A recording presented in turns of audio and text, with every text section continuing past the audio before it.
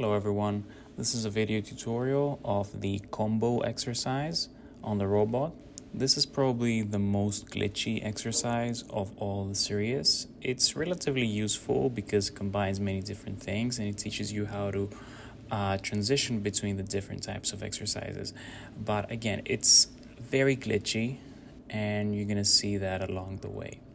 First part is basically like a 3-arm relay where you're placing the little object in the indicated space, and the first part of the exercise begins where you just have to pick the object up from inside that space and place it in the appropriate slot. Again, try to maintain a parallel angle between the object and the tip of your instrument, as in the 3-arm relay exercise.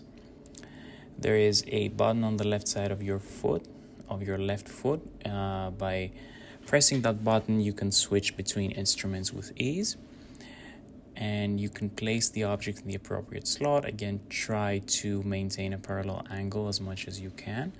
And another tip is to always try to not have instruments kind of go one on top of the other. Let's say your bottom instrument is always going to remain your bottom instrument.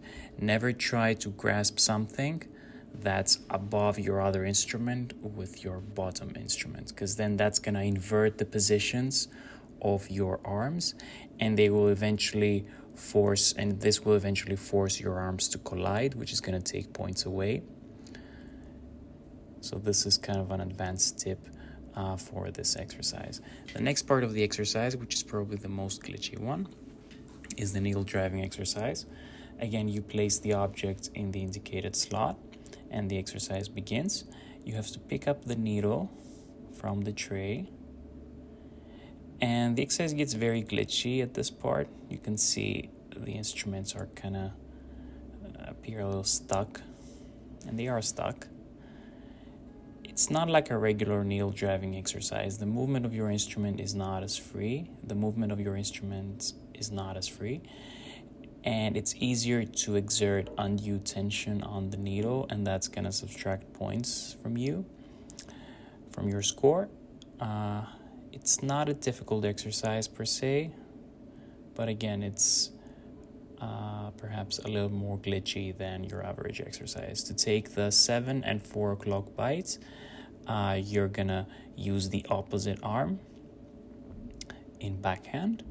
So on the left side of your screen, you're going to be using your right arm, and the left side of the screen as shown here, you're going to be using, on the right side, of your screen, you're going to be using your left hand. It's okay if you make a couple mistakes, you're not going to lose a lot of points.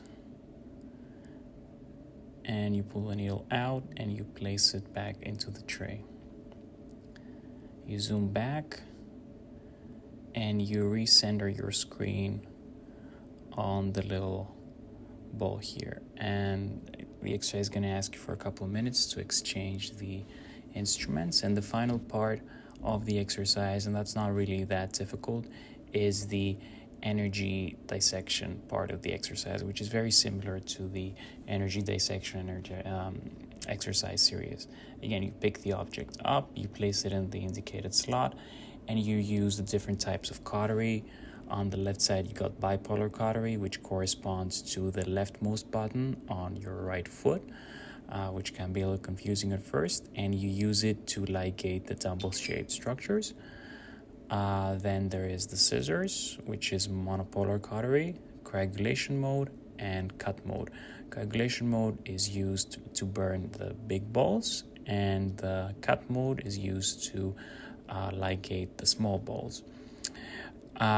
The coagulation button is located at the bottom of your rightmost part of your right foot, and the cut button is located at the top of the rightmost part of your right foot. That's all there is to it, and the exercise is going to conclude, and I believe the score was 99% when I did it.